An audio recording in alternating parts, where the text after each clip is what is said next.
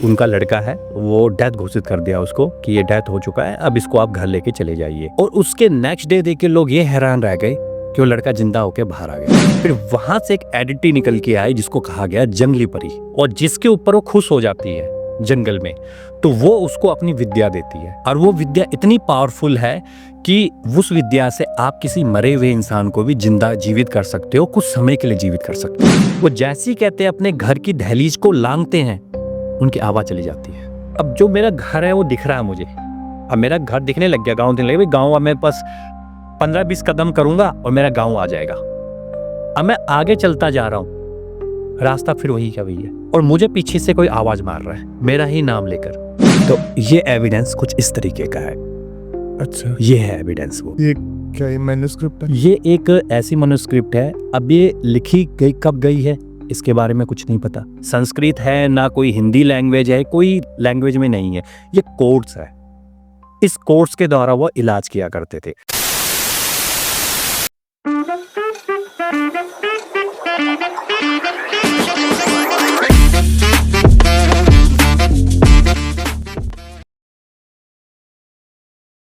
नमस्कार, स्वागत है आप सबका मिस्टिकल टॉक्स के एक और नए एपिसोड में। और मैं आशा करता हूँ आप सब बहुत ही अच्छे होंगे। और दोस्तों, जो मेहमान आज हमारे साथ मौजूद है, सबसे पहले मैं उनका स्वागत करना चाहूँगा। सुबोध जुयाल जी, बहुत बहुत स्वागत है आपका। और कैसे हैं आप? सबसे पहले तो बहुत बढ़िया है जी। पहले हम आदित्य जी का, उनकी टीम का पूरा धन्यवाद करना चाहेंगे कि जिन्होंने हमें फिर से मौका दिया। और हमें ये प्लेटफॉर्म इसलिए बहुत पसंद आ रहा है और काफ़ी ज़्यादा ऑडियंस को भी पसंद आ रहा होगा, क्योंकि काफ़ी सारे इसमें गेस्ट आकर अपना एक्सपीरियंस शेयर कर रहे हैं, और इसके साथ ही वो नॉलेज भी शेयर कर रहे हैं, जिससे कि आम जन को बहुत ज़्यादा बेनिफिट कहीं ना कहीं मिल रहा होगा।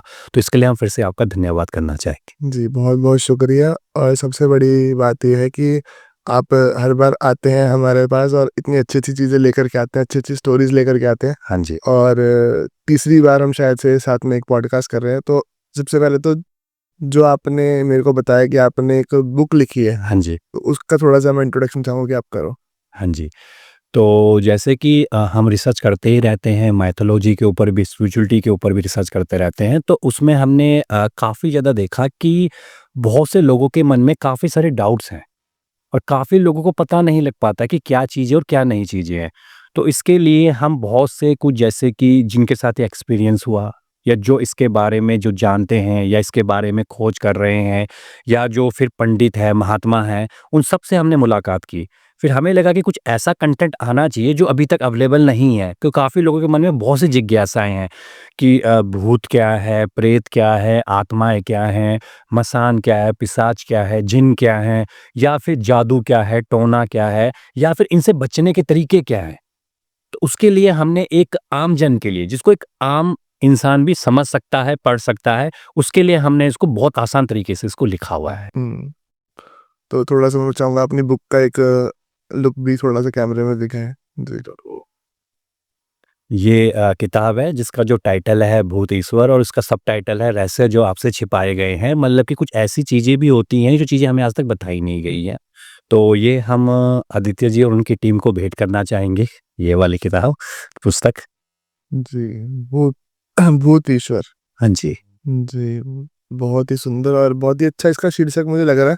तो मैं इसके रहस्य जानना चाहूँगा कि ये शीर्षक के पीछे का कारण क्या है? हाँ जी।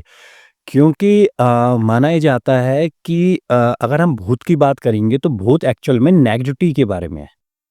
जो ईश्वर है वो पॉजिटिविटी के बारे में है, चाहे वो किसी रिलीजन से हो, चाहे किसी भी धर्म से क्यों ना हो। तो जो नेगेटिव है तो पॉजिटिव है, तो दोनों के दोनों आपस में अट्रैक्शन तो होगा ही होगा। ये तो सिंपल से एक साइंस का और फिजिक्स का लॉ रहा ही हुआ है। तो फिर हमें लगा कि अगर हम ईश्वर की बात करेंगे तो हमें भूतों की बात भी होनी चाहिए। तो इसीलिए भूत ईश्वर इसलिए लिखा गया है कि भूत है तो ईश्वर है, और जहाँ पे ईश्वर होगा वहाँ भूत होगा। बस आपको ये समझना है कि कहाँ पे नेगेटिविटी है और कहाँ पे पॉजिटिविटी है, और हमें किससे बचना है और किसके साथ हमें रहना है। तो इसके लिए हमने हर तरह का कंटेंट को लिया, उस कंटेंट को लिखा, जिनके साथ एक्सपीरियंस हुए काफ़ी ज़्यादा उनके साथ हमने मुलाकात की, और उस हर आइडेंटिटी को लिया, हर रिलीजन से आइडेंटिटी को लिया है कि जिस आइडेंटिटी के बारे में पता होना चाहिए लोगों को कि हाँ ये चीज़ें होती हैं, कई बार ऐसा होता है कि कई लोग अपनी बात को रखते हैं, पर कई लोगों को लगता है कि नहीं ऐसा नहीं हो सकता। तो इसलिए हम उन आइडेंटिटी को लेकर आए इस किताब के भीतर और उसको बताएँ कि आइडेंटिटी होती क्या है, क्या करती है, पता कैसे चलेगा कि ये उनके साथ हो रहा है और उससे बचना कैसे है, उससे बचाव के क्या उपाय हो सकते हैं। तो वो पूरी आइडेंटिटी के बारे में लिखा है और इसके साथ ईश्वर के बारे में भी लिखा है कि जो ईश्वर की जो शक्ति है, वो हमें किस तरह से हमारे साथ आती है और किस तरह से हम उसे पा सकते हैं। हुँ। जैसे कि अब हमने बुक पे चर्चा करी है, हाँ जी। तो कोई ऐसी एंटिटी जो बुक में भी आपने अच्छे से डिस्क्राइब किया हो, इसके बारे में आप बता सको? उसकी स्टोरी कुछ अगर आप बता सको? इसमें हमने काफ़ी ज़्यादा रिसर्च करी मतलब इन बुक को लिखने के लिए हमने काफ़ी ज़्यादा रिसर्च करते गए। तो यहाँ पे तो आइडेंटिटी बहुत है ना इसमें जैसे कि बहुत सी कॉमन आइडेंटिटी है जैसे कि भूतनी होगी, चुड़ैल हो गई, मसान के बारे में बहुत ज़्यादा उत्तराखंड में बात की जाती है और फिर पिशाच हो गए और जिन के बारे में भी काफ़ी सारी बातचीत की जाती है। तो इन आइडेंटिटी के बारे में हम चलते ही रहे। लेकिन इसमें से जो हमें सबसे अच्छी एक आइडेंटिटी लगी जिसको कि आप वर्ड कहते हो छलावा। छलावा आइडेंटिटी कहते हैं।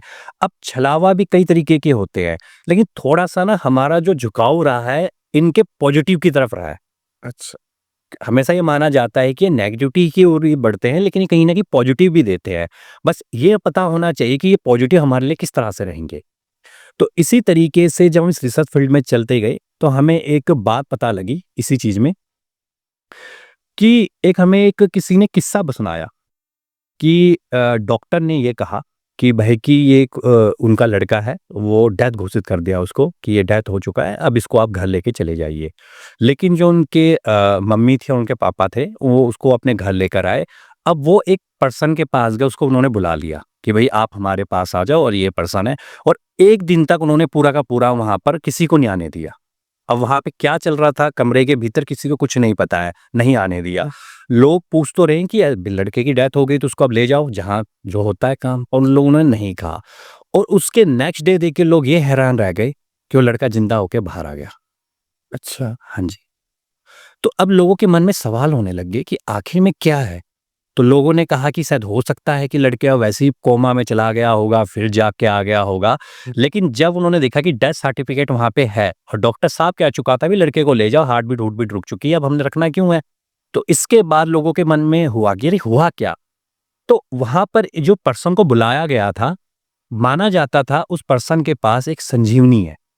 जैसे कि हमने रामायण काल में भी संजीवनी के बारे में सुना है, उनके पास एक ऐसी विद्या है जो किसी को भी जीवित कर सकती है। लेकिन उसके पीछे वो जो जीवित करती थी, कुछ समय के लिए करती थी। तो फिर हमने ये इंसिडेंट को सुना, तो हमें लगा कि शायद हो सकता है कि ये या तो एक किस्सा हो सकता है या इसके पीछे कुछ ना कुछ सच्चाई तो ज़रूर होगी। तो इसकी रिसर्च के लिए हम निकल पड़े। जब हम वहाँ पे निकले, जब आस-पास के लोगों से कुछ बातचीतें हुई हमारी, जब बातचीतें डिस्कशन हुआ कि ये क्या हुआ, तो उन्होंने कहा हाँ, कि ये चीज़ हुई थी और ये लगभग साढ़े 3-4 साल पहले की बात है। कुछ ज़्यादा पुरानी बात भी नहीं है। और जिन्होंने ये किया था, उन्हें एक विद्या आती थी और उनके पास बहुत सी विद्याएँ थी, जैसे किसी को अगर कोई साँप भी काट लेता था, तो लोग हॉस्पिटल ना ले जाकर उनके पास ले जाते थे। फिर जब साँप किसी को काटता है, तो हॉस्पिटल ले जाने के बाद भी वो बचेगा इसकी कोई गारंटी नहीं है। ऐसे बहुत से केस आ जाते हैं। लेकिन वो उनके पास लेके जाते थे, वो अपनी विद्या के द्वारा उसको फिर बचा लेते थे। किसी को बिच्छू काट लेता था, किसी का हाथ टूट जाए या कोई हकलाता हो, बोलना ना आता हो किसी को, वो बोलने लग जाता था। ऐसी चीज़ें होती थी मतलब। तो काफ़ी सारे ऐसे इंसिडेंट होते गए। इसके बाद हमने कहा कि फिर वो लड़का क्या हुआ? कह रहे उन्होंने ये कह दिया था उसकी माँ को कि ये सिर्फ़ 12 से 13 दिन जीवित रहेगा, क्योंकि कर्म में लिखा है इसके। मैं सिर्फ़ इसको इसीलिए ज़िंदा कर रहा हूँ कि जितना तेरा प्यार है या जो ये तेरे से कहना चाहेगा, क्योंकि कल ये भटकेगा ना। क्योंकि हमारे में माना जाता है कि अगर कोई जो बच्चा होता है, वो जब अपने अल्प आयु में मर जाए, तो भटकता रहेगा वो, कि उसको बहुत सी चीज़ें करनी है। तो इसलिए मैं इसको ज़िंदा कर रहा हूँ, लेकिन ठीक 12वें से 13वें दिन में ये फिर खत्म हो जाएगा। और हुआ भी यही, जब हमने और डिस्कशन की लोगों के साथ करी, यही हुआ है कि 12 से 13 दिन के बाद वो लड़का फिर मृत्यु को प्राप्त कर गया। उसके बाद उन्होंने भी हाथ खड़े कर दिए कि मैं भी इतना कर सकता हूँ बस, इससे आगे मैं भी कुछ नहीं कर सकता हूँ। तो इसके बारे में हमारी और जिज्ञासा जागी। हमने कहा कि ये कैसी विद्या हो सकती है यार, ये किसको पता है? तो इसके बाद हम गए, आगे चलते गए तो आगे हम गढ़वाल साइड गए, कि गढ़वाल में भी हमने इसके बारे में बहुत चर्चाएँ सुनी थी इसके बारे में। तो जब हम गढ़वाल में गए तो गढ़वाल में भी हमने इसके बारे में रिसर्च करनी शुरू कर दी कि ऐसा हुआ था। तो बहुत से लोगों ने दावा किया कि हाँ, ऐसा हुआ था। फिर वहाँ से एक एडिटी निकल के आई जिसको कहा गया जंगली परी। हाँ जी, जंगली परी। जंगली परी। क्योंकि बहुत सी परियों के बारे में सुना होगा लोगों ने, जल परी के बारे में सुना है, खेवट पर्वत है, वहाँ की परी के बारे में सुना है। अब जंगली परी जब हमने वर्ड आया एक नया तो हमने सोचा जंगली परी एक्चुअल में है क्या ये जंगली परी? तो जब जंगली परी के बारे में हमने और रिसर्च करी तो पता लगा जो वहाँ के लोगों ने बताया, जो कि बुजुर्ग लोग थे जिनकी आयु 60-70 साल के आसपास रही होगी, तो उन्होंने बताया कि जंगली परी को इसलिए माना जाता है कि उनको आयुर्वेद का, वहाँ की जड़ी-बूटियों का बहुत ज्ञान है जंगल की। और जिसके ऊपर वो खुश हो जाती है जंगल में, तो वो उसको अपनी विद्या देती है। और वो विद्या इतनी पावरफुल है कि उस विद्या से आप किसी मरे हुए इंसान को भी जिंदा जीवित कर सकते हो, कुछ समय के लिए जीवित कर सकते हो, परमानेंट टाइम के लिए नहीं। तो उसके बाद हमें लगा कि ठीक है, इसके बारे में हमें और जानकारी इकट्ठी करनी चाहिए। तो उसके बारे में हम और जानने के लिए गए उसके बाद। तो जब हमने और जानना चाहा तो उसके बाद पता लगा कि गाँव के जो लोग हुआ करते थे, जिनके पास ये विद्या हुआ करती थी, ना वो किसी मतलब हॉस्पिटल जाते थे, उस टाइम पढ़ाई तो होती थी ही नहीं। तो जो भी बुजुर्ग होता था, लोग उसी के पास जाया करते थे। किसी को साँप ने काट लिया क्योंकि पहाड़ों में कॉमन सी चीज़ है, किसी को बिच्छू ने काट लिया, किसी को किसी जहरीले कीड़े ने काट लिया। वहाँ पे बहुत से कोई बचपन से हकलाता है, कोई बचपन से किसी को पोलियो हो गया, लेकिन पोलियो की दवा काफ़ी समय के बाद आई। लेकिन गाँव में बहुत से कम लोग हमें चलते-फिरते ही रहे, क्योंकि वही उनका इलाज किया करते थे। क्यों? उनके पास वो विद्या थी, इस तरह की विद्या उनके पास थी। तो हमें लगा कि जब ये विद्याएँ हैं, तो कुछ ना कुछ इसके प्रूफ होने चाहिए। क्योंकि हमारा जो मेन मोटिव होता है प्रूफ लेने का होता है कि हाँ जी, एविडेंस होना चाहिए इसका कि कोई एविडेंस तो हो। तो इसके बाद हम रिसर्च करते गए तो हमारे किसी का पता लगा कि किसी के पास इसका एक एविडेंस है। अच्छा। और उनको ये माना जाता है कि जो उनके परदादा थे, उनको भी जंगली परी मिली थी, उनके पास भी लोग आया करते थे और उन्होंने के पास भी एक ऐसी विद्या थी जो इंसान को मृत्यु से जीवित कर देती थी। चाहे कुछ समय के लिए करती थी लेकिन करती थी जीवित। और उन्होंने मरे हुए इंसान को भी जीवित किया है, क्योंकि उस वक़्त हॉस्पिटल तो थे नहीं और पहाड़ों में आज भी ऐसा होता है कि वहाँ सड़कें अब जा रही हैं, पहले सड़कें नहीं हुआ करती थी। तो बहुत से लोग क्या होते थे, पेड़ पे चढ़े हुए हैं, पेड़ से नीचे गिर गए या जो घास काटती थी महिलाएँ, वो नीचे गिर जाती थी, तो उनको बहुत चोट लग जाती थी। अब उनको अगर हॉस्पिटल तो वहाँ थे नहीं, तो सीधी बात तो डेथ है।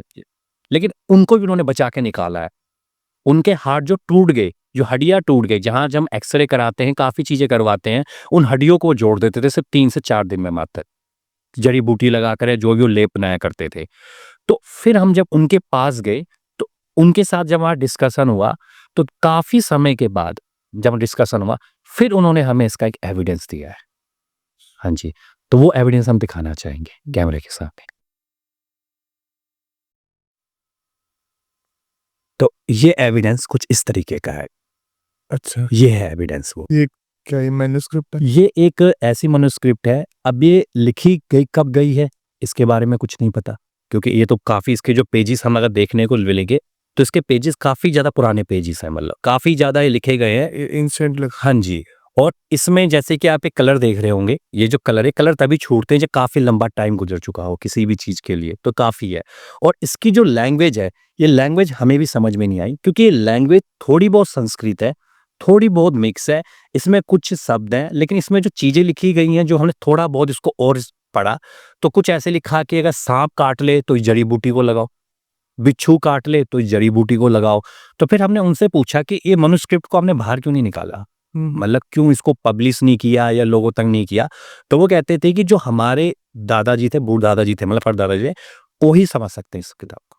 अच्छा। ये ये कोडिंग लैंग्वेज है। ये कोडिंग लैंग्वेज है, जैसे कि इसमें इन्होंने कुछ आपका हिस्सा गरुड़ पीका से लिखा हुआ है।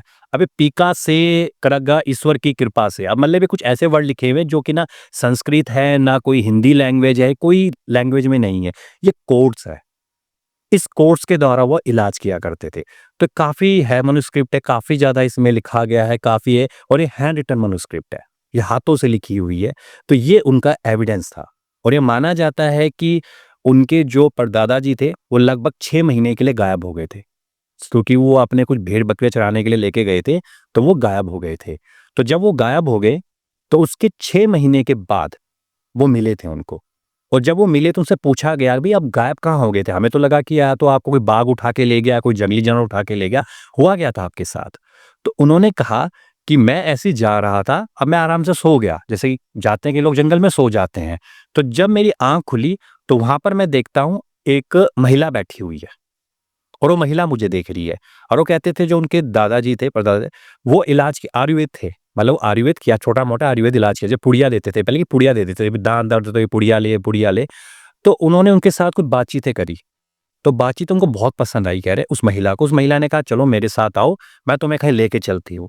तो लेके चलने के बाद वो उसकी गुफ़ा के अंदर ले गई और गुफ़ा के अंदर जाने के बाद उन्होंने उनको कुछ सिखाना शुरू किया, अच्छा, ठीक है? और जो सिखाना शुरू किया उनको, सिखाते गए, कह रहे वो उसको लिखते गए। उन्होंने उनको दिया कि भैया तू ये लिख ले, तेरे काम आएगी, ठीक है? और वो लिखते गए। जो-जो उनको बोलती गई वो लिखते गए और वो इसी मैन्युस्क्रिप्ट में है, कह रहे। वो लिखते गए और वो कह रहे कि जो ये लिखा है मैंने, ये सिर्फ़ तुझे ही समझ में आएगा और किसी को समझ में नहीं आएगा। तो उसके बाद उन्होंने उनको कहा कि तेरा ज्ञान पूरा हो चुका है, बताने को बहुत कुछ है, पर तेरा दिमाग सिर्फ़ इतना ही ग्रहण कर सकता है, इसके बाद अब तू जा, अब तो कुछ नहीं है तेरे पास।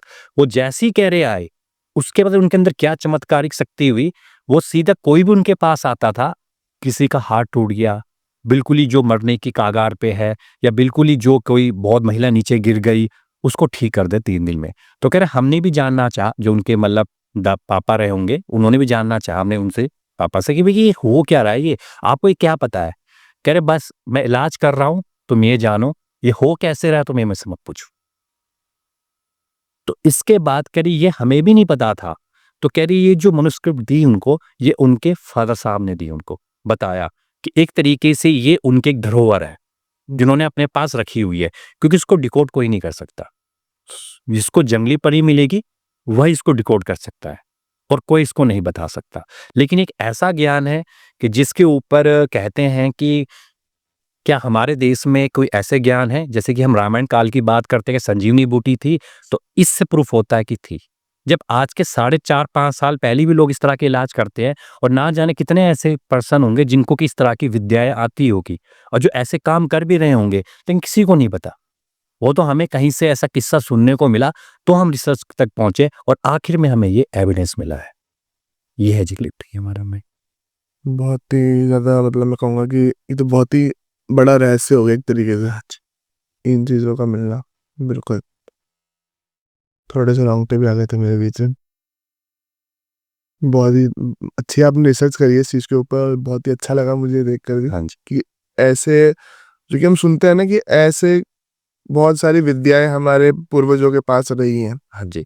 और अम, मनुस्मृति खाली यही वाली नहीं और भी जितनी भी हम मनुस्मृतियाँ देखते हैं, मैन्युस्क्रिप्ट्स देखते हैं, तो उसमें काफ़ी सारे एविडेंस हमें मिलते रहते हैं। अब तो काफ़ी ऐसे आर्कियोलॉजिकल सर्वे होते हैं, उसमें काफ़ी मैन्युस्क्रिप्ट में काफ़ी चीज़ों का खुलासा हो हाँ जी। गया है।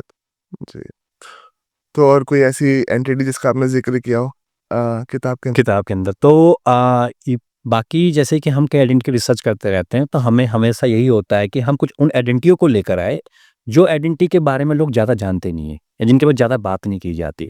अब ये जो आइडेंटिटियाँ है, ये आइडेंटिटियाँ उन लोगों के पास है जिनकी उम्र लगभग 60 साल, 70 साल, 80-80 साल तक पहुँच चुकी है। अब उनको बोलने में भी तकलीफ होती है, कई चीज़ें। लेकिन फिर भी हम उनसे पूछते हैं कि कुछ तो होगा, जब आप छोटे रहे होंगे, बचपन में आपके साथ इंसिडेंट हुआ होगा। तो वहीं से फिर हमें एक आइडेंटिटी मिली है, जिनको माना जाता है झोली छलावा। झोली छला झोली छलावा, झोली मतलब थैला, अच्छा, थैला, थैला होता है एक थैला और छलावा तो सब जानती है, क्योंकि छलावा के बारे में बहुत सारी बातें की जाती है। तो जब हम इसके बारे में और जानकारी इकट्ठा करने लगे, झोली छलावा के बारे में, तो अब ये किस्सा जो शुरू होता है, वहाँ से हमें इसका इंटरेस्ट बना, क्योंकि पहले हम ये किस्से इकट्ठा करते हैं, उसके बाद हमें इंटरेस्ट लगा। तो झोली छलावा का इंसिडेंट ऐसे आता है, कहते हैं कि एक गाँव है, मतलब गढ़वाल साइड ये गाँव पड़ता है, गढ़वाल और कुमाऊँ के बिल्कुल रीजन में आता है वो गाँव। तो वहाँ पर एक मतलब 35-40 साल के कोई रहे होंगे शख्स थे, वो बहुत अच्छी बाँसुरी बजाया करते थे। बहुत अच्छी बाँसुरी और उनकी बाँसुरी धुन इतनी बढ़िया धुन हुआ करती थी, कहते हैं कि उस धुन के ऊपर जो भेड़, बकरियाँ और गायें थी, वो भी एक लाइन में चलने लग जाती थी। इतनी बढ़िया बाँसुरी बजाया करते थे वो। और जब वो जंगल में जाते थे, तो अपनी बाँसुरी बजाना शुरू कर देते थे वो। उनका यही काम हुआ करता था।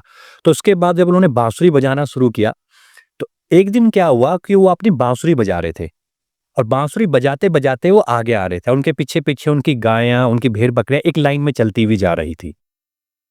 अब बांसुरी बजाते-बजाते क्या हुआ, तभी उनको लगा कि सेम एक बांसुरी और बजने लग गई है।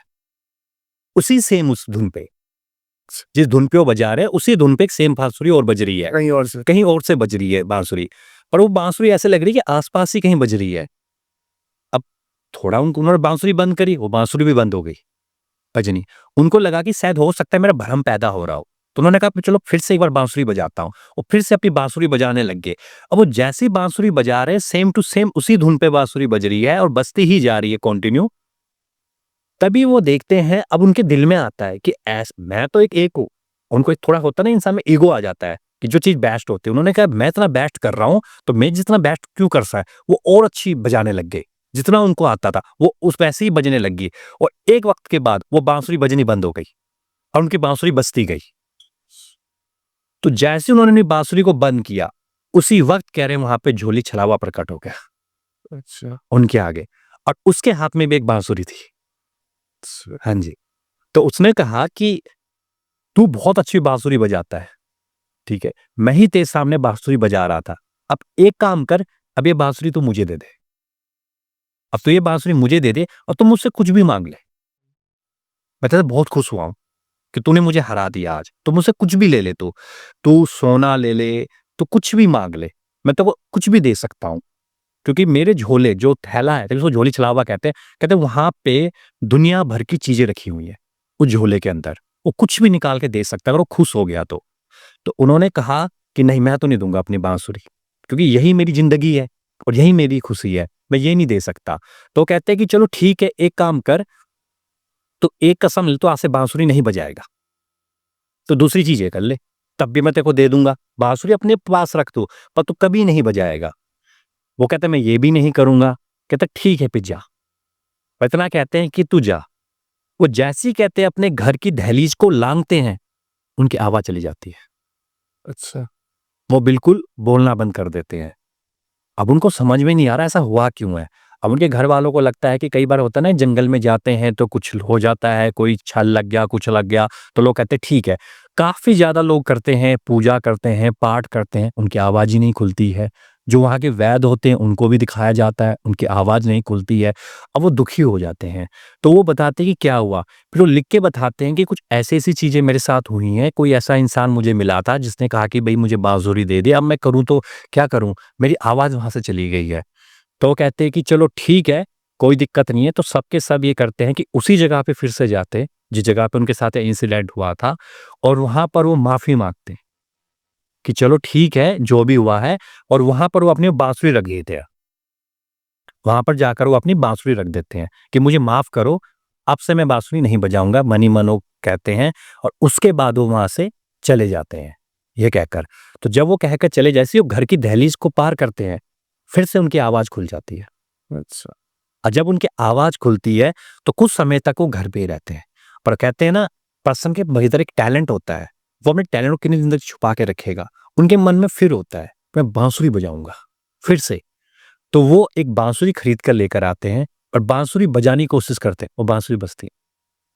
वैसी ही बाँसुरी बजती है जैसे कि एक 5-6 साल का लड़का बजाएगा, जिसको बजानी ही नहीं उसने आती है। बजा वो काफ़ी कोशिश करते हैं। इसके लिए वो उसके पास भी जाते हैं जिसको बाँसुरी बजानी आती है, वो वहाँ भी कहते नहीं आती है और कहते हैं कि उस दिन से लेके आज का दिन है, नहीं बजती बाँसुरी। उनकी बजती ही नहीं है और वो शख्स आज भी जीवित है। जो बाँसुरी है। हाँ जी, जिनकी बाँसुरी हम आज भी जीवित हैं और कहते हैं कि बहुत, अगर उनसे पूछो किसी गाँव वालों से, कि आज तक हमें भी समझ में नहीं आता इनके साथ ऐसा हुआ क्यों कि अचानक ही बाँसुरी इनकी बजनी बंद हो गई। इनकी बाँसुरी धुन बहुत अच्छी थी।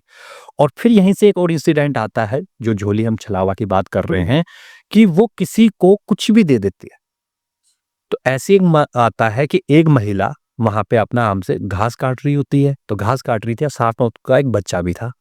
तो जब वो अपनी घास काट रही थी, साथ में जो उसका बच्चा था वहाँ पे वो खेल रहा था, तभी एक पर्सन आया, उसके झोला-सा टाँगा हुआ था और वो सामने आकर बोलता है कि कुछ खाने को मिलेगा मुझे? मतलब खाने को है, और वो बैठ जाता है बच्चे के साथ। अब वो सोचती है शायद गाँव-वाँव का आदमी होगा कोई, तो वो क्या करती है कि उसके पास होते हैं वहाँ माल्टे होते हैं, जैसे यहाँ संतरे होते हैं तो गढ़वाल साइड पहाड़ में वो माल्टे होते हैं, वो भी संतरे जैसे ही होते हैं, माल्टे संतरे। तो उसके पास कुछ माल्टे होते हैं क्योंकि खेतों में जाते हैं लोग तो कुछ खाने के लिए ले जाते हैं। तो वो उस पर्सन को माल्टा दे देती है कि भाई ये तू पकड़ और तू खा ले। वो 2 माल्टे खाता है और 1 माल्टा उसको दे देता है बच्चे को खाने के लिए। और जैसे ही वो बच्चा माल्टा खाने लग जाता है और वो चले जाता है, वहाँ से उठ के चले जाता है। अब वो जैसे ही बच्चा खड़ा होता है और भाग के अपनी माँ के पास आता है और उसकी माँ रोने लग जाती है। वो इसलिए रोने लगती है क्योंकि वो बच्चा 2 पैरों से अपंग था। अच्छा। उसको पोलियो था और वो चल तो सकता नहीं था, तो दौड़ के कैसे आ सकता है? और उस दिन के बाद वो बच्चा दौड़ने लग गया। और ये भी किस्सा हमें उस पर्सन ने सुनाया जिसके जो बच्चा था। अच्छा, बच्चे ने। हम बच्चे ने सुनाया कि मेरे साथ इंसिडेंट हो रखा है ये झोली छलावा का। फिर झोली छलावा के लिए हमने और इंटरेस्ट जागा। हमने कहा है चलो यार, एक का नेगेटिव और पॉजिटिव इतनी पावर, मतलब ऐसी कैसी पावर्स है। तो थोड़ा सा हमने और जानने की कोशिश की कि झोली छलावा के क्या और भी किस्से हैं। तो मतलब ये जो किस्से हम कह रहे हैं ये एक गांव के नहीं है, ये अलग अलग सेपरेट सेपरेट गांव के किस्से हैं। तो वो है, तो उसमें एक किस्सा और नजर में आता है कि झोली छलावा माना जाता है, वो गुप्त धन भी बताते हैं। अच्छा। गुप्त धन मतलब अगर आपके एरिया में या आपके बाप दादाओं ने कहीं पर धन छुपाया होगा, क्योंकि पहले के टाइम पे होता था कि पहले बैंक तो हुआ नहीं करते थे, और जब बैंक नहीं हुआ करते थे तो जो हमारे बाप दादा रहे होंगे पहले के गांव में, वो डकैतों से बचने के लिए वो एक खड्डा खोदते थे और उस खड्डे में धन दबाकर उसके ऊपर मिट्टी डाल दिया करते थे। तो उसे हम गुप्त धन मानते हैं, जो कि हमारी संपत्ति है, जो हमारे पूर्वजों ने हमारे लिए छोड़ रखी है। जैसे आज के टाइम पे हम बैंकों में आरडी या एफडी कराते हैं, तो यही चीज़ वहाँ पे इंसिडेंट थे। तो यहीं से एक इंसिडेंट आता है, ये हमें एक गाँव वालों ने बताया कि हुआ क्या था कि वो वहाँ होती है छन, जैसे कि जहाँ पर गायों को बाँधा, जैसे हम गौशाला कहते हैं, तो वहाँ छन कहा जाता है गढ़वाल साइड उसको। तो वो क्या कर रहे थे, एक जो बुजुर्ग थे, वो जा रहे थे अपने छन में, क्योंकि सुबह वो निकल गए थे 5 साढ़े 5 बजे के आस-पास। तो अपने गौशाला में जा रहे थे गायों को जैसे कि पानी या चारा देने के लिए, क्योंकि आज के टाइम पे तो क्या होता है कि जो गौशाला होती है बिल्कुल हमारे सामने होती है। लेकिन जो गाँव होते हैं पहाड़ों के, घर अगर नीचे हैं तो गौशालाएँ ऊपर होती है, मतलब थोड़ा हाइट पे होती है। तो वो चढ़ाई चढ़ते हुए जा रहे थे, अब 5 साढ़े 5 बजे कोई होता भी नहीं है। तो जैसे ही वो पहुँचने वाले थे, उसी वक़्त उनको एक रास्ते में एक इंसान चलता हुआ मिला और उसने एक झोला टाँका हुआ था। तो झोला जब टाँका हुआ था तो उसने उस इंसान को कहा, कह रहा भाई रुक जा। कहते क्या हुआ? कहते दूध निकालने जा रहा है? कह रहा हाँ भाई दूध निकालने जा रहा हूँ। कह रहा भाई 1 गिलास दूध देगा मुझे? मुझे दूध पीने की बहुत मनसा है आज, और मुझे चाहिए गाय का ही दूध चाहिए। अब गाँव में ऐसा होता है कि एक टाइम पे उसको लगा यार मना कर देता हूँ इसको। दूध माँग रहा है क्यों दूँ इसको? वैसे भी एक हम में एक मिथ भी होता है कि जब हम दूध निकालते हैं तो किसी को दिखाना नहीं होता। कहते दूध कम कर देती है गाय, और कई लोग ऐसे देते भी नहीं है किसी एक अनजान इंसान को। पर वो कहते हैं कि चलो यार सुबह-सुबह इसने माँग लिया, तो पता नहीं क्या चीज़ होगी? मन में आया उनके, चलो यार गाँव दूर से आ रखा, दे देता हूँ इसको। तो वो जा रहे होते हैं, दूध निकालते हैं और 1 गिलास दूध उसको दे देते हैं कि भई ये दूध पकड़। वो दूध पीता है, कहता है चल यार, पीछे-पीछे जाता है और अपने हाथों से 3 बार यूँ मारते हैं एक ज़मीन के ऊपर मारते हैं। कहते हैं एक काम कर, यहाँ खड्डा खोद, अच्छा। अभी खोद। वो कहता है भाई तेरे को दूध दिया, सब कुछ दिया, अब तुझे क्या खड्डा खुदाना है, कुछ है क्या इसके नीचे? कह रहा खड्डा खोद, अभी यहाँ खोद तू खड्डा। अब वो कहता है ठीक है यार खोद लेता हूँ। वो अब वहाँ थी कुदाली टाइप की होती है, वो खड्डा खोदना शुरू करता है वहाँ से, और जैसे ही खड्डा खोदता है तो उसके अंदर से एक मटका निकलता है, और मटके में कपड़ा बंधा हुआ होता है। अब उसको लगता है कि जादू-जूदू तो नहीं कर रखा किसी ने, क्योंकि मटके में ऐसी चीज़ें। जैसे ही उसका कपड़ा हटाता है, तो उसके अंदर से सोने के गहने निकलते हैं। अच्छा। सोने के गहने निकलते हैं, और जैसे ऊपर की ओर देखता हो, कोई नहीं होता। उसके बाद वो जब मटका अपने घर लेकर जाता है और वो जब वो देखता है तो वो बोलता है जो हमारा जो छन थी वहाँ पे मटका था, तो क्या चीज़ है? तो उसके बाद उनको पता लगता है कि गाँव के लोगों ने बात तो सुनी हुई थी कि ये पहले बहुत ज़्यादा मतलब रईस लोग हुआ करते थे, लेकिन कुछ ऐसी कंडीशनें हुई कि ये बिल्कुल ही लो लेवल पे आ गए। पर लोगों को ये ध्यान था कि इन्होंने कहीं न कहीं धन तो छुपाया हुआ है, इनके बाप-दादाओं ने, क्योंकि ऐसे किस्से चलते थे कि इनके बाप-दादाओं ने धन तो छुपाया हुआ था, पर कहाँ छुपाया किसी को कुछ नहीं पता था। तो वो धन वहीं छुपाया हुआ था। अच्छा। और उनसे भी हम मिले हैं, तो उन्होंने अब अपने गाँव में एक बहुत बड़ा हवेली टाइप का उनका मकान है। तो उन्होंने हमें एक किस्सा सुनाया कि हमारे साथ ये हुआ है, तो ऐसे हुआ है, और ऐसे बहुत से किस्से हैं जो लोग झोली वाला पर्सन को दिखता है। बट जब वो कुछ भी मांगे, जो चीज आपके पास होगी वो वही चीज मांगेगा, और वो कुछ मांगेगा ही नहीं। अच्छा। हाँ जी। एक ऐसी और इसमें ही झोली छलावा का एक और चीज आती है कि कहते हैं कि एक पर्सन था, उसने हमें किस्सा सुनाया कि वो पर्सन था, रामलीला होती है गाँव में। अब जो रामलीला गाँव में होती है, 12-1 बज जाते हैं, और जो रामलीला होती है वो थोड़ा खेतों में होती है। सही। तो 12-1 बज गए, तो उसके मन में अब लड़कों ने कहा कि भाई हम तो इस रास्ते जा रहे हैं। उसने कहा यार मैं इस रास्ते तो नहीं जाऊँगा, मैं किसी और रास्ते चले जाता हूँ। तो मन में था कह रहा है कि चलो यार उस टाइम जवानी थी तो मैं चला गया। जैसे ही मैं रास्ते में जाता हूँ, तो देखता हूँ पत्थर पे एक इंसान बैठा हुआ है। अच्छा। झोली टाँग के एक इंसान बैठा हुआ है, आराम से बैठा हुआ है।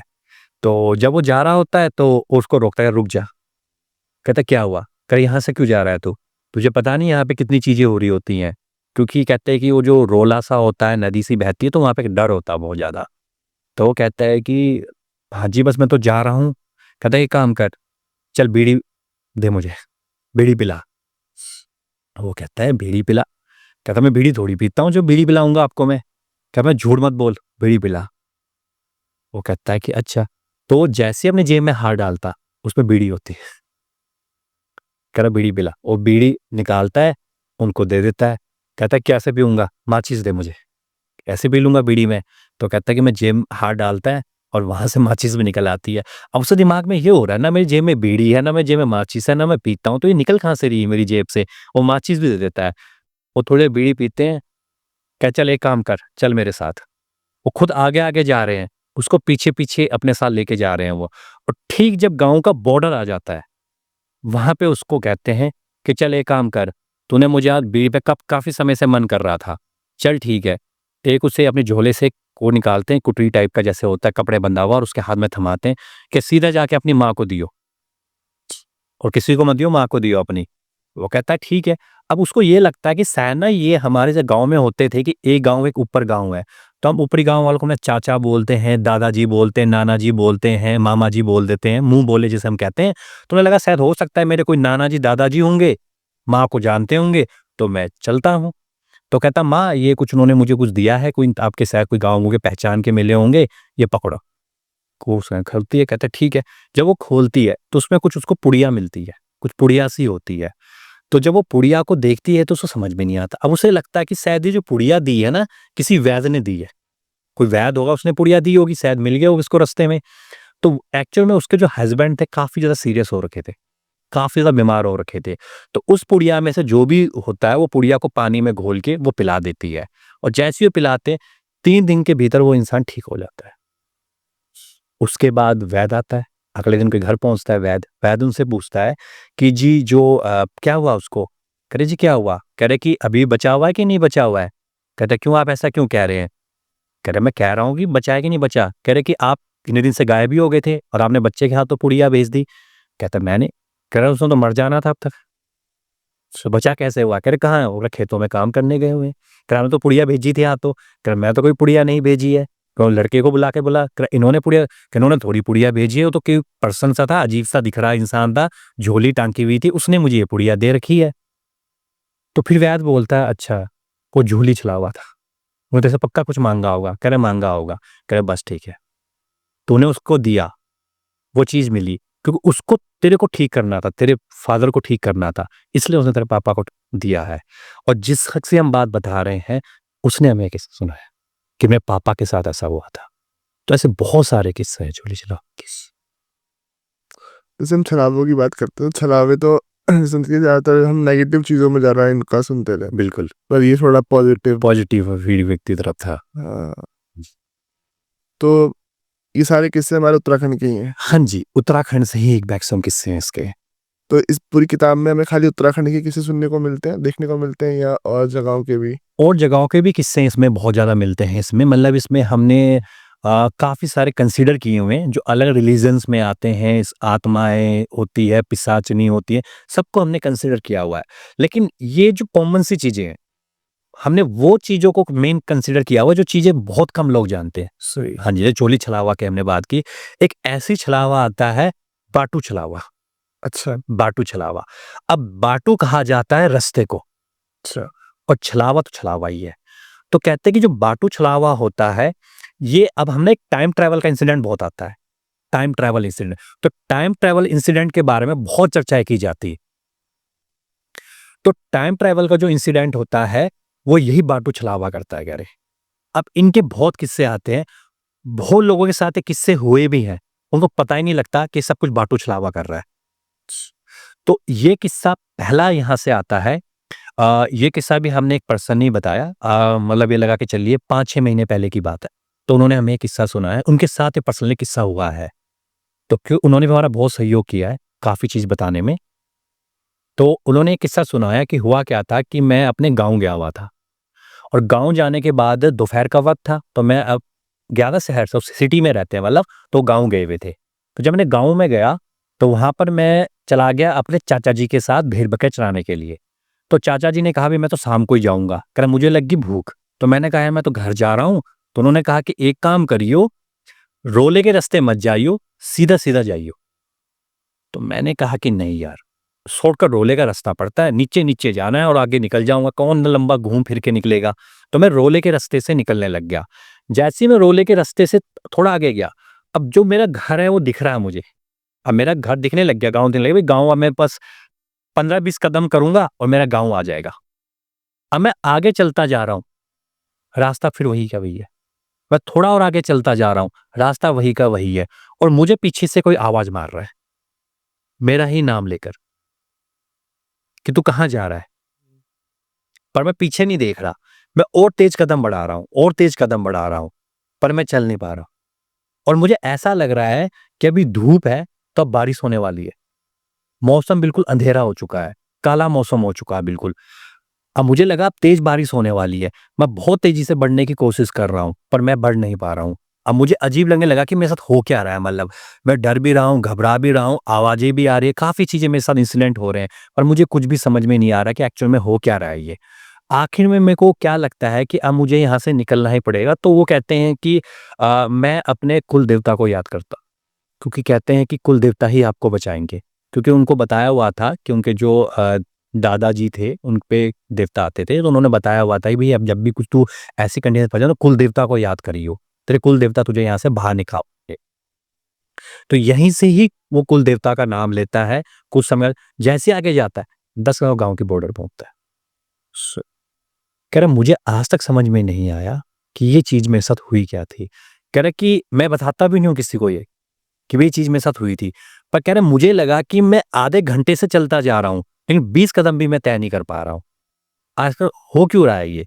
तो तब जब वो ये बात अपने दादाजी को बताते हैं, तो वो थोड़ा अपनी तरफ से जो भी विभूति लगाते हैं, वो लगाते हैं। कह रहे उसके बाद मुझे आया बहुत तेज़ बुखार आया। लेकिन बुखार के बाद मैं ठीक हुआ, तो उन्होंने कहा कि तेरे साथ बाटू छलावा नहीं किया है। क्योंकि वो खेलता है कह रहे लोगों के साथ और वो कराता है आपको समय के साथ, टाइम के साथ वो छेड़छाड़ करता है। अगर आप उसका और ज़्यादा फँसे रह गए, तो उसके बाद या तो आप पागल हो जाओगे या आपके साथ कुछ भी हो सकता है। और सेम यही बाटू चलावा का सेकंड इंसिडेंट आता है। वो बताते हैं एक कोई पर्सन हमें मिले थे, उन्होंने कहा उनके फादर के साथ ये हुआ है। तो उनके फादर क्या थे, गए हुए थे गाँव, किसी और गाँव गए हुए थे कोई काम से। अब वो शाम को अपने गाँव लौट रहे होते हैं। तो जब वो शाम को अपने गाँव को लौट रहे होते हैं, तो अब एक दुकान आती है, तो दुकान वाला कहता है जी आप यहीं रुक जाओ, अब आगे मत जाओ, आगे जाके आपको मिलेगा क्या? तो वो कहते हैं नहीं, नहीं मेरे को जाना है यार, गाँव पहुँचना है। कह रहे गाँव कितना रह गया? कह रहे गाँव कितना रह गया? 10 मिनट का रास्ता रह गया गाँव जाने के लिए। तो मैं चले जाऊँगा गाँव अपने। कहता है ठीक है फिर आप गाँव जाओ अपने, चलेगा। तो जैसे ही वो उतरने लगते हैं कहते, तो उनको दिखता है कि सामने कुछ दूरी पे, अब शाम सी हो चुकी है, तो कुछ दूरी पे 5-6 लोग बैठे हुए हैं और आग जला रखी है। अच्छा। वो कहते हैं यार बढ़िया हो गया यार, आग-उग मिल गए, थोड़ा आग-उग सेकता हूँ, पूछता हूँ कहाँ कौन से गाँव के हो, फिर मैं आगे निकल जाऊँगा। तो उसके बाद वो जैसे ही आगे पहुँचते हैं, जैसे उस जगह पे पहुँचते हैं, वहाँ कोई होता ही नहीं। अच्छा। तभी देखते हैं कि नीचे आग जला के लोग बैठे हुए हैं। कहता है यार तो हो सकता है मैंने गलत देख लिया होगा। अब वो नीचे की ओर जाते हैं, वहाँ कोई नहीं होता।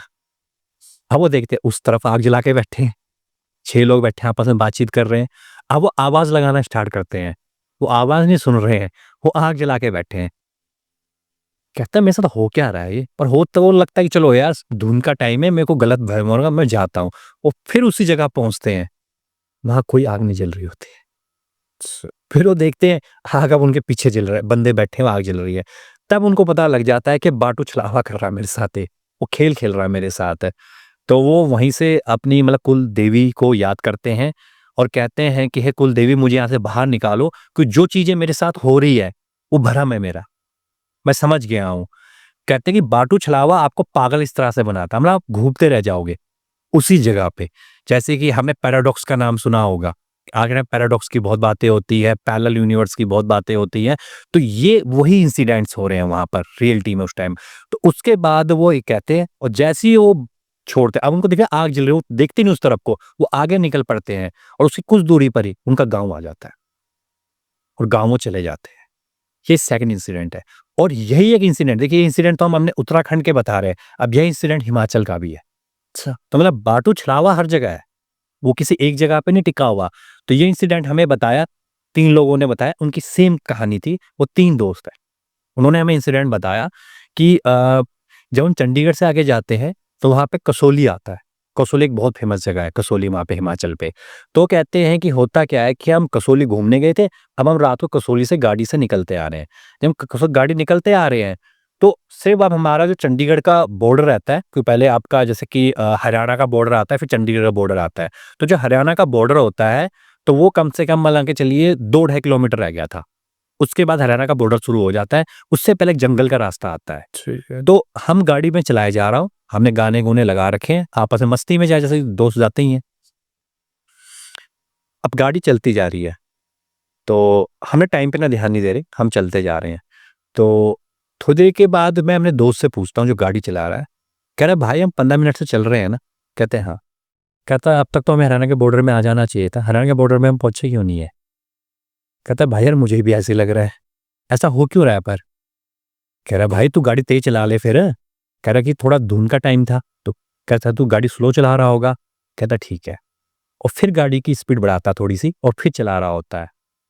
अब उनका मेन ध्यान सड़क पे ही है। फिर 15 मिनट गुजर गए अच्छा। और फिर भी वहां नहीं पहुंच रहे हैं जहां उनको, जब 3 किलोमीटर पहुंच जाना चाहिए था उनको। तो वो कहता है भाई हो क्या रहा है? कह रहा भाई गाड़ी से थोड़ा साइड रोक। वो गाड़ी थोड़ा साइड रोकते हैं, तो कहता है भाई ऐसा हो क्यों रहा हमारे पास, हम कम से कम 25-30 मिनट हो चुके हैं, हमें गाड़ी क्यों नहीं पहुंच पा रही बॉर्डर पे? तो उसका तीसरा कहता है यार मुझे एक चीज और नई नजर आई है। कहते क्या हुआ? क्या तुझे एक चीज बताऊं? कह रहे क्या? कहता मैं बार बार ना मैं एक चीज देख रहा हूँ। कह रहे क्या देख रहा है? एक मंदिर जो साइड में है, उसको मैं 6 बार देख चुका हूँ। अच्छा। सेम टू सेम आ रहा है, कह रहे वो मंदिर गुजर रहा है सेम टू सेम वहां से। तो वो कहता है मुझे लगा शायद एक मंदिर एक जैसा हो, 2 मंदिर एक जैसा हो, 6 की 6 बार एक जैसा गुजर रहा है। कहता तू पागल हो गया। कह बैठ फिर से। कह चल, कब देखना अब सड़क किनारे वो फिर मंदिर आने वाला है, और फिर देखते हो मंदिर फिर आता है। कहता भाई मैं कह तो रहा हूँ मंदिर ही है। कहता हमारे साथ है हो क्या रहा है? कहता पता नहीं यार क्या हो रहा है हमारे साथ है। तो वो कहते हैं कि हमें ना बहुत होता है, हम गाड़ी से बाहर निकल जाते हैं और हमें ना एक डर सा लगने लग गया अब कि अब हो रहा है हमारे साथ कुछ ना कुछ, डर लग रहा है। कह रहे अब करे तो करे क्या? कह रहे तो उसका दोस्त कहता है, कहता भाई अब एक चीज करते हैं, कुछ तो हो नहीं रहा। कहता हनुमान चालीसा पढ़ लेते हैं, जैसे होता ही है। कहते हैं कि डर लगता है इंसान को तो कुछ ना कुछ निकलता है। कह हनुमान चालीसा पढ़ लेते हैं। कह मैंने मजाक में कह दिया कि हनुमान चालीसा पढ़ लेते हैं। जो दूसरा दोस्त था उसका वो कहता है ठीक है यार पढ़ लेते हैं। कहता डर तो यार मुझे भी लग रहा है कि ऐसा होना तो नहीं चाहिए। तो तीनों के तीनों कह रहे हम हनुमान चालीसा पढ़ने लग जाते हैं। अब कह रहे उस टाइम तो थी नहीं, मोबाइल पे चला लेते हैं और तेज तेज चलने लग जाते हैं हनुमान चालीसा। और कम से कम कह रहे पहली बार हमने हनुमान चालीसा पढ़ी। कह रहे पहले में मजाक लगता था, कह रहे ये चीजें हम 5 मिनट तक हनुमान चालीसा ही सुनते रहे, तेज आवाज में लगा रखी है। और अब दोस्त ने कहा चले, तो उसने कहा भाई मैं तो नहीं चलाऊंगा गाड़ी, तू चला ले यार, कह मुझे डर लग रहा है। तो उसका कहता है ठीक है गाड़ी में बैठ, और तीनों गाड़ी में बैठते हैं, कह चलते हैं। 10 मिनट में वो बॉर्डर पे होते हैं, हरियाणा के बॉर्डर पे। तो हमने सोचा, एक ने हमने पूछा, उसने हमें सेम सुना है। दूसरे से पूछा, उसने हमें सेम सुना है। तीसरे से हमने पूछा, उन्हें तीनों ने हमें इंसिडेंट सेम सुना है। कह रहे भाई ये हुआ था, हमारे साथ हुआ है। और कह रहे हमें पहली बार हुआ, और कहते उसने हमारे जीवन में परिवर्तन किया। हमने क्या किया? हर मंगल शनिवार हनुमान मंदिर जाते। स- कह रहे आज तक नहीं मानते थे हम कहते थे ये ढकोसले हैं। पर उस दिन पता लगा ये पावर है, ये पावर होती है। कह रहा है हो सकता था कि अगर उस वक़्त हमें ध्यान ना आता, कह रही ये भी एक वही होता, अचानक ध्यान आ जाता है, तो हो सकता था या तो हमारे साथ कुछ भी हो सकता था। क्योंकि हम पागल की कंडीशन में आ गए थे, कह रहे कि जब इतनी बार वो चीज़ें क्यों दिख रही है हमें वो चीज़ें। तो ये भी कहते हैं बातों छलावाई करता है। ऐसे अभी हम छलावे पे हमारी बातें सुनने को आ रही हैं, जैसे आप बता रहे हो। हाँ जी। एक मसान का बहुत ज़िक्र आता है उत्तराखंड के अंदर, हिमाचल के अंदर। तो मसान के ऊपर भी आपने शायद बुक में आप बता रहे हैं कि आपने मेंशन किया है। हाँ जी। क्योंकि मसान को देवता भी समझा जाता है जी, और मसान से लोग डरते भी हैं। अब मसान कहते हैं कौन बनता है? मसान के बारे में आते हैं कौन बनता है? तो कहते हैं कि जब एक छोटा बच्चा होता है, उसकी अगर डेथ हो जाती है, मतलब पेट में या कहीं पर भी, तो वो उस जगह को पकड़ लेता है। स उससे बड़ा पावरफुल कह रहे कोई नहीं होता। मसान को इतना बड़ा माना जाता है कि इससे बड़ा पावरफुल कहीं नहीं होता और कहते हैं कि मसान जिसको लग जाए, उसको उत्तराखंड नहीं आना पड़ता है, उसको पूजने के लिए और कहीं वो पूजा भी नहीं जाता है मसान को। तो मसान से अपने एरिया का सबसे पावरफुल माना जाता है और कहा जाता है कि मसान एक ऐसी चीज है कि वो जिस पे लग जाता है, उससे निकालना बहुत मुश्किल होता है क्योंकि वो खेल खेलना शुरू कर देता है। काफ़ी इंसिडेंट खेलता है वो मसान के बारे में। तो मसान के बहुत सारे किस्से हैं, जो उत्तराखंड में बहुत लोगों के साथ होते रहते हैं। यहाँ तक कि शहर के लोगों के साथ भी होते हैं, पर वो उस चीज़ को कुछ और एंटी नाम दे देते हैं, पर होता वो मसान ही है। पर मसान के बारे में कहा जाता है कि मसान जिसको एक बार लग जाए, उसके साथ भी दिक्कत होती है और लोग मसान की साधना भी करते हैं। कहते हैं कि जो मसान की साधना करता है, उसको मसान कुछ भी दे सकता है। पर एक बात कही जाती है गीता में अध्याय भी है हमारे 13 अध्याय में लिखा हुआ है कि जो जिसको पूजता है वो वैसा बन जाता है। हुँ, कि अगर आप भूत-प्रेतों को पूजोगे, भूत-प्रेत आपको सब कुछ देंगे अपने जीवन काल में, लेकिन आपकी जो जीवनी होगी वो भूत-प्रेतों में जाएगी फिर। क्योंकि भगवान श्री कृष्ण ये बात कह रहे हैं। अगर आप किसी प्रेत आत्मा को पूजते हो, जैसे आज के टाइम पे कहते हैं कि पिशाचिनी साधना, यक्षनी साधना, अगर आप ये चीजें कर रहे हो, तो आप उन्हीं की ही उसमें चले जाओगे। जी, और भगवान श्री कृष्ण कहते हैं, आखिर में कहते हैं कि अगर आप मुझे पूजोगे, तो आप मुझ में मिल जाओगे। हुँ, तो ये इंपॉर्टेंट है। तो इस तरह से मसान की साधनाएं भी लोग करते हैं, बहुत सी चीजें आती हैं। अब बहुत लोगों के साथ मसान के बारे में इंसिडेंट हुए हैं, पर कहते हैं मसान से अगर बचना है, तो कुछ यहाँ पे कुछ बातें कही जाती है, जो लोग मानते नहीं है। और ऐसा बहुतों के साथ हुआ है। एक छोटा-सा एक ऐसा इंसिडेंट हुआ था। एक लड़की आई, जैसे आज के टाइम पे होता है कि जब हम उत्तराखंड घूमने के लिए जाते हैं, तो हमारे बहुत से शहर के दोस्त हैं। उनमें बहुत सी कहते हैं कि हमें भी घूमने चलो। उत्तराखंड हर किसी को आकर्षित करता है, अट्रैक्शन होता है। तो कहते हैं कि एक लड़की थी, उसका जो दोस्त था, वो उत्तराखंड से ही था, तो वहाँ पे पुजाई चल रही थी। देवतुल जिसे हम कहते हैं, पुजाई चल रही थी। तो वो कब सा 18-19 साल की उसकी दोस्त रही होगी, एक ही कॉलेज में पढ़ा करते थे, चंडीगढ़ की थी वो लड़की। तो वो अपने गाँव उसको घुमाने ले गया। जब उसको गाँव घुमाने लेके चला गया, तो वो गाँव जो उसके दादाजी थे, उन पे देवता आते थे। तो उन्होंने कह दिया था कि इसको बोल दियो, पहली चीज़, कभी बाल खुले करके कहीं ना जाइयो। कुछ चमकीले वस्त्र पहन के कहीं ना जाइयो, जंगलों में जैसे। और तीसरी चीज़, डिओ सेंट मत लगाइयो। अच्छा, ये तीनों ही चीज़ें अट्रैक्ट करती है, हर कोई मानता है। खुले बाल, चमकीले वस्त्र, लाल पीले चमकीले वाले, और तीसरे कोई डियो, कोई ऐसी खुशबू वाली चीज़ मत करके जाइयो, ठीक है? बाकी गाँव में तो कहीं भी घूम ले, क्योंकि तो देख के रखियो गाँव में तेरे से भी सुंदर लड़कियाँ हैं, लेकिन सब वो साधारण बन के रहती है। क्यों? कोई तो रीज़न होगा। वो साधारण बन के घूमती है गाँव में।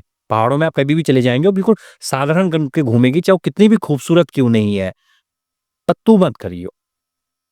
पर शहर के हैं, नहीं मानेंगे चीज़ों को, क्यों मानेंगे इन चीज़ों को? तो वो क्या करती है, बाल खुले करती है, थोड़ा डियो लगाती है और चले जाती है अपने साथ। दोस्त को भी नहीं बताती मैं कहाँ जा रही हूँ, ठीक है? कहाँ जाते रील्स बनाने के लिए, आखिर टाइम में रील्स बहुत बन रही है, तो रील्स बनाने के लिए चली जाती है। तो कहते हैं कि जो रोला होता है, रोला उसको कहते हैं कि जो पानी रुका हुआ होता है, अरे पानी जा तो वहाँ वो चली जाती है और वहाँ उसको लोकेशन सी बहुत अच्छी लगती है। वो वहाँ पर अपनी रील्स बनाती है और रील्स बनाने के बाद वो जैसे ही घर में पहुँचती है, उनके घर के आगे, वो बेहोश होके नीचे गिर जाती है। और बेहोश होके नीचे गिर गई है, आँखें बिल्कुल चढ़ गई है, हाथ हल्के से बैंड हो चुके हैं और बिल्कुल ऐसे काँप रही है, बिल्कुल थरथरा रही सी है। अच्छा, अब उसका दोस्त को लगता था मिर्गी का दौरा तो नहीं पड़ गया कहीं? तो उसको जगाता है, उठाता है। अब अभी उसने किसी को कुछ नहीं बताया, वो चुपचाप उसको उठा के अपने घर में ले जाता है, किसी को कुछ नहीं बताता। वो कहता है कोई अगर बाहर देखे मुझे डाँटेगा कि इसको मैंने खाली क्यों छोड़ा। और उसको ये भी डर था कि कहीं इसके जो मम्मी और घर से फ़ोन कर रहे हैं इसको बार-बार, कल उनको पता लग गया इसके साथ ऐसा हुआ है, तो ये मेरे को ही डाँटेंगे, ठीक है? शहर की लड़की है, कल पता नहीं क्या हो जाए इसके साथ, तो उसको बहुत सा डर लग रहा होता है, कल ये मर-मर आ गई, कुछ भी होगा तो पुलिस केस मेरे ऊपर ही आएगा। एक तो ये घर से झूठ बोल के आए होते हो, कहते हैं हम कॉलेज के ट्रिप पे जा रहे हैं, गए होते हो गाँव गए होते हैं। तो वो लेटी हुई है, किसी को कुछ नहीं पता। तो उसके दादाजी आते हैं, वो पूछते हैं कि तेरी दोस्त कहाँ है? वो झूठ बोल देता है कि पता नहीं कहाँ गई है, इधर ही होगी कहीं, घूम रही होगी गाँव में। कहता है मैंने 3 चीज़ें कही थी, कुछ तो नहीं हुआ ना उन 3 चीज़ों में से? खुले बाल, कहता ना, ना कुछ नहीं हुआ, समझा दिया मैंने उसको, कुछ नहीं हुआ। कहा ठीक है। उनको शक तो हो गया था कह रहे उन्होंने कुछ नहीं कहा। तो कहते दादी आप कहाँ जा रहे थे? कह रहे मैं सब ऊपरी कमरे में जा रहा था, ऊपरी कमरे में उसको लिटाया होता है उसने, पर चल मैं जाता हूँ, नीचे चले जाता हूँ, वो चले जाते। शाम को हो रही होती देवतुल, तो कहते हैं कि जो उसके दादाजी थे उन पे नरसिंह भगवान आते थे। जो नरसिंह देवता उत्तराखंड के सबसे बड़े देवता माने जाते हैं, जो नरसिंह भगवान होते हैं।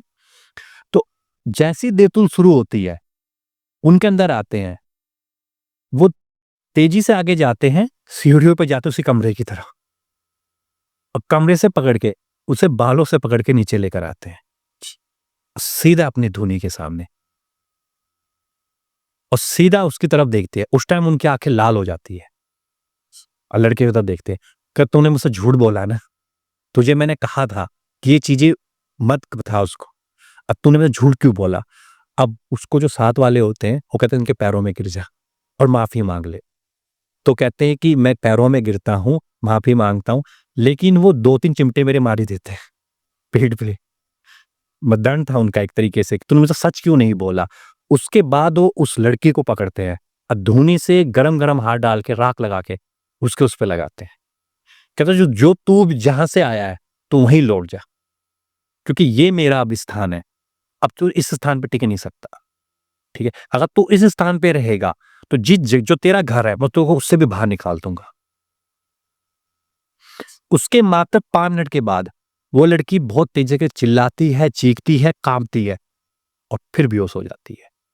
उसके बाद वो उसको साइड करके यूं करके, अरे यूं करते हैं, यूं फेंकते हैं, वो घसीटते हुए आगे गिरती है। ठीक है, उसके बाद वो फिर अपना जहां स्थान होता है वहां पे बैठ जाते हैं और बिल्कुल शांत हो जाते हैं। उसके अगले ही दिन वो लड़की ठीक हो जाती है। उसके बाद उसके जो दादाजी होते हैं कहते हैं कि एक काम कर, इसको अब ले जा, जहां से आए वहां ले जा, और घर पे जाके ये बोलियो कि हम कॉलेज ट्रिप पे नहीं गए थे, तुम गांव आए थे।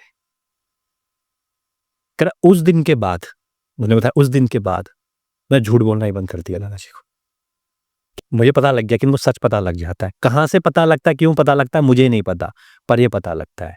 और माना जाता है कि उस पे बसान आया था, और जो नरसिंह भगवान है वो सब कुछ ठीक कर सकते हैं। हम्म। तो ऐसे हम देखते हैं मसान के ऊपर काफ़ी हमें चीज़ें सुनने को मिल जाती हैं, यानी हाँ जी। जी। सुबोध जी, बहुत ही बढ़िया चर्चा आपके साथ चल रही है वैसे तो, और इस चर्चा को एंड करने का बिल्कुल मन नहीं है। तो मैं चाहूँगा हम इसी एपिसोड को एक और पार्ट में कंटिन्यू रखें और चलने दें। जो चर्चा चल रही है बहुत अच्छी चल रही है, और ज़्यादा इसको क्या ना, अभी लोग क्या ना, अभी लोगों के लिए एक एपिसोड में इतना बहुत है। अगर हम 1.5-2 घंटे बात करेंगे तो शायद लोग बोर हो जाएं, लोग इतने लंबा देख नहीं पाते हैं ना। हर किसी के टाइम की वैल्यू रखनी चाहिए, तो हम इसीलिए थोड़ा अंडर 1 आवर ही अपने एपिसोड्स को रखने की कोशिश करते हैं। तो इस एपिसोड को कंटिन्यू रखेंगे और बहुत जल्दी सेकंड पार्ट रिलीज करेंगे, और हम शूट करने जा रहे हैं ना। तो जुड़े रहेंगे आपके साथ दोबारा से अगले एपिसोड में, और बहुत बहुत शुक्रिया आने के लिए, और ये हमारे साथ इतनी सुंदर सुंदर चर्चाएं करने के लिए। तो मैं आशा करता हूँ आप लोगों को एपिसोड अच्छा लगा होगा। अच्छा लगा जुड़ जाइए चैनल के साथ में, अगले एपिसोड के लिए जुड़े रहिए, और ऐसे ही बहुत सारी पर्सनैलिटीज आती रहेगी और हम उनसे अलग अलग नए नए विषयों पर चर्चा करते रहेंगे और नई नई बातें जानते रहेंगे। मैं मिलूंगा आपसे अगले एपिसोड में, तब तक के लिए जय हिंद, वंदे मातरम, जय श्री राम।